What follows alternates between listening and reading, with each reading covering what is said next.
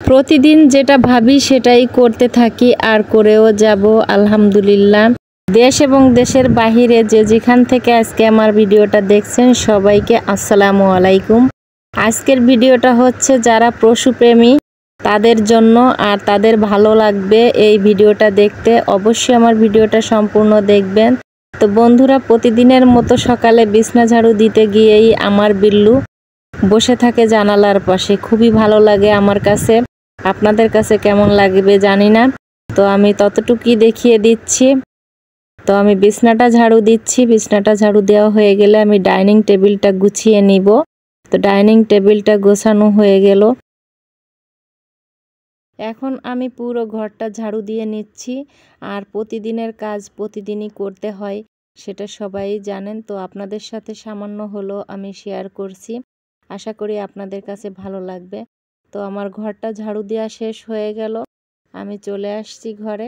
এখনও দেখতে পাচ্ছি আমার বিড়ালের ভিউটা অন্যরকম হয়ে গেছে। প্রথম দেখেছিলাম বসেছিল, এখন দেখেন তার অবস্থা কিভাবে আছে। তো দেখেন আমার সাথে কিভাবে খুনসুটি করে। প্রতিদিন সকালবেলা হলেই ওনার সাথে একটু সময় না দিলে উনি একটু রাগ রাগ মনে হয়। তো দেখেন এই হচ্ছে অবস্থা।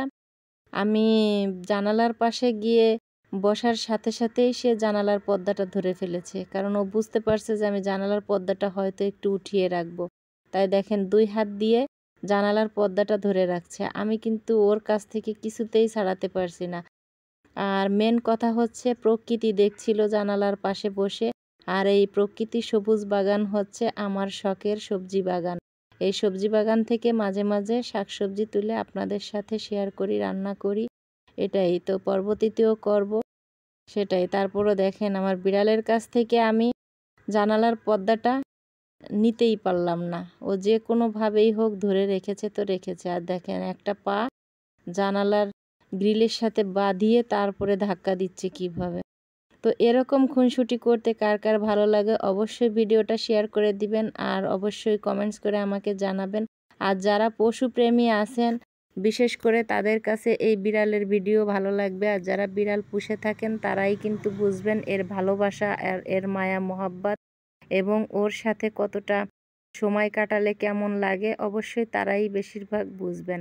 তো দেখেন এখন কোনায় চলে গিয়েছে, যায় বসার স্টাইলটা দেখেন, পুরোপুরি কাঠবিড়ালি। দেখেন মনে হচ্ছে সোফায় বসেছে, এরকম অবস্থা। তো এরকম অবস্থাতে যদি ওর সাথে সময় না কাটাই তাহলে আর ভালো লাগে না। তো যাই হোক, ওর সাথে সময় কাটিয়ে নিলাম। আর দুপুরে রান্নার জন্য সব সবজিগুলা কেটে ধুয়ে পরিষ্কার করে নিয়েছি। এখন আমি মূল রান্নাতে চলে যাচ্ছি। তো বন্ধুরা, আজকে রান্নার মাঝে আপনাদের সাথে একটা গল্প শেয়ার করব। সেই গল্পটা হচ্ছে, এখানে রান্নার যে আইটেমগুলো নিয়েছি, এখানে আপনারা দেখতে পাচ্ছেন রুই মাছের 2টা পিস।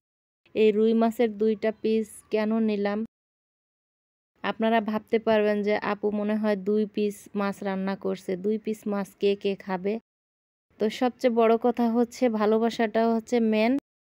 আর এই 2 পিস মাছ কেন রান্না করছি সেটার একটা গল্প বলছি। এই মাছটা যেদিন কিনে নিয়ে আসে আপনার ভাই, মানে আমিও গিয়েছিলাম সেদিন, কিন্তু আসলে বলতে ভুলে গিয়েছিলাম, যাদের দিয়ে মাছটা কাটিয়েছিলাম তাদেরকে আমরা বলতে ভুলে গিয়েছিলাম যে মাছটা একটু ছোট করে পিস করতে।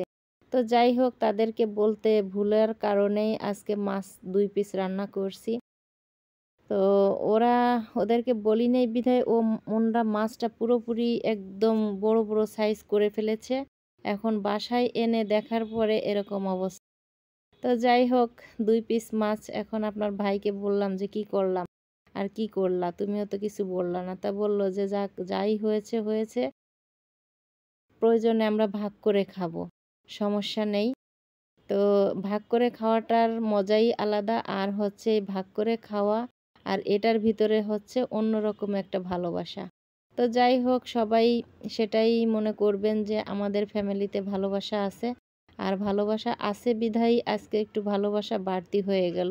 মাছ কাটা আলাও বুঝতে পেরেছে যে তারা ভাগ করেই খাবে এবং তাদের ভালোবাসাটা আরও একটু বৃদ্ধি পাবে। সেই জন্য আমরা আর মাছগুলো পিস করিনি। আর মাছ কাটাওয়ালারা এমনভাবেই পিস করেছে যে আমি বাসাতে এনে যে টুকরা করব সেটা আর করতে পারবো না, মাছ একটু থেতলা হয়ে যাবে। সেই জন্য আর আমি টুকরা করিনি।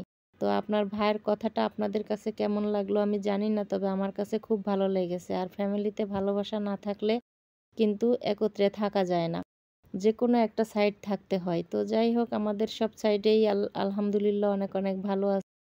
আর আমাদের ফ্যামিলিতে একটা বিড়াল এসেছে, সেটা নিয়েই আমরা আরও বেশি খুশি।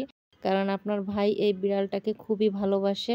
আর এই বিড়ালটা মনে হচ্ছে তার একটা জান, একটা পরাণ। মানে আমরা আর দুনিয়া একদিকে, আর এই বিড়ালটা হচ্ছে তার জন্য একদিকে।